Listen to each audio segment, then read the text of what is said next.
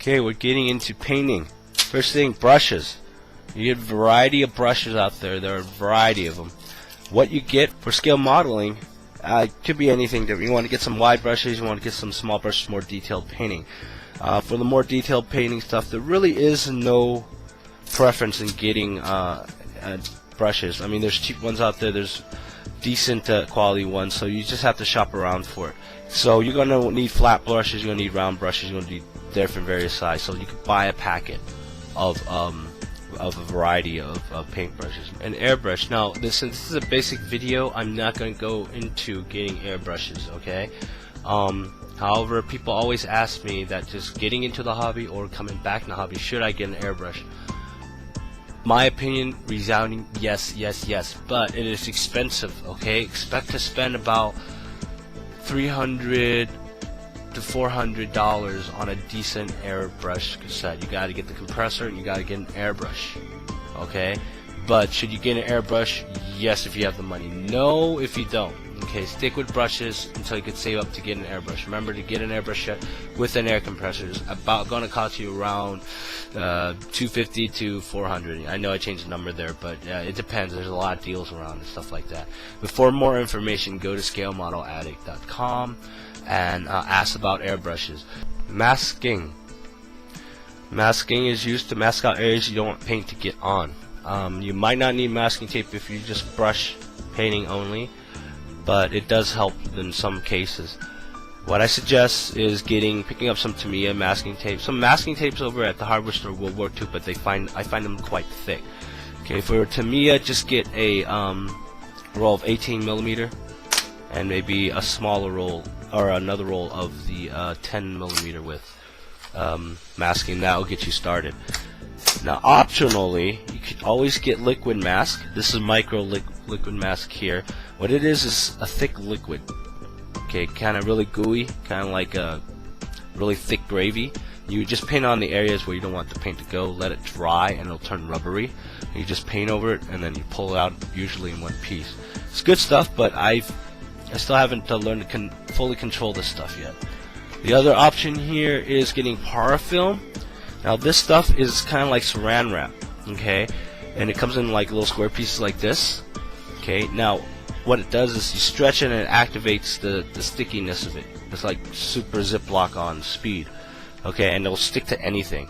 You just put it down where you're masking and cut off a pattern of it with a X-Acto blade. Okay, paints. Now, when you come to paints, you talk to people, they actually have their own preference, and it's something that they've been using for years, or something they just like. It's really a preference thing. For me, I say either go with Tamiya, which is really easy to use, and they have a lot of colors. You can get them pretty much any hobby shops. Okay, they are a little more expensive, but most modeling paints are. Okay, so you got options of Tamiya paints, Humbrol, lots of different ones out there, and it's going to be different every time you ask a certain person. They're going to have a different opinion than other people. Okay, so you got Tamiya paints. The other paint that I would suggest using, but something you might not want to start out with, is Vallejo Paints. This is their model color line, and these are really great paints. Okay, I'm actually going to switch everything over to Vallejo Paints for modeling and for miniature painting, because this stuff is just awesome. I love the bottles. Come in really cool bottles and stuff like that. Now the problem is it takes a little more experience to use them, because you have to thin them up, and it's a little tricky, but it takes a little getting used to. But once you get used to it, these are great paints to use. There's other paints out there. I got this stuff is Sideral Paints. Okay, and the only thing I have to say about them is toss them in the trash. Thinners. You're seeing a whole lot of stuff here right now. Depending on the type of paint you use and what you do with them and how you paint with them, either airbrush or brush painting, you get different type of thinners, different types of techniques. Okay, so if you're going to get Tamiya, you could use their own thinners. You could use their acrylic thinner or the lacquer thinner, or you could just use regular water or alcohol. Okay, this is 91% proof alcohol I have in a bottle here. Okay, if you're going to airbrush with them, then I'd suggest using their lacquer thinner, or alcohol, 91% base. Okay, then you got regular water you could thin with. because it's acrylic supposedly. With Vallejo, you could use Windex, you could use regular water, or you could use their diluted thinner. Okay, so yeah, a lot of choices here. This is Mr. Colorfin for their type of paint brands, and you got your regular enamel thinners here and terpenoid here. Alright, paint trays are paint mixing. Alright, you could buy these paint trays at any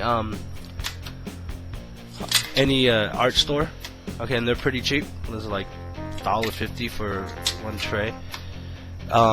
You use any plastic type of container type of things, you know, back of playing cards like Magic card that has a gloss surface, or even the bottom of Tamiya bottles you use to mix paint.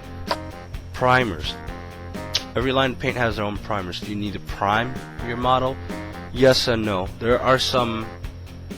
It really depends on you. Sometimes I prime my models, sometimes I don't. If I know the model is going to look good, I don't have to worry about any defects that I might have caused during construction, then I don't really bother primering. I just clean up the plastic and start painting right away. Though primering does help. Okay, so primer here I got Mr. Base White and Mr. Surfacer 1000, or any old Tamiya paint or any old Vallejo paint. Okay, primering is just to lay up a coat of paint so that you could easily paint on top of it. Since I use an airbrush, I basically could use really any type of paint to primer with.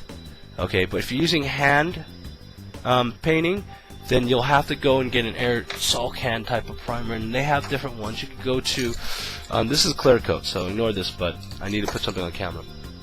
You could go to the hardware supply store and get primer. Okay, and those are usually really thick, but you could really find, as long as you spray carefully and away from the model, it could easily be done. But you should really ask for advice on Scale Model Addict in the forums there about primering with regular primer that you get from the hardware store. You get specialty primer made for the hobby, which is a lot more expensive and a smaller can. Clear coats. Very many ways you can do it. If you don't have an airbrush, then you're only going to have to worry about aerosol can type of clear coats. You can get these at, again, any hardware store, or you could buy the specially made clear coats for the hobby, which again is expensive, and in the smaller bottle, which is all a marketing ploy to get you to spend more money. So you just go to the hobby store, spray it carefully, and you'll be okay.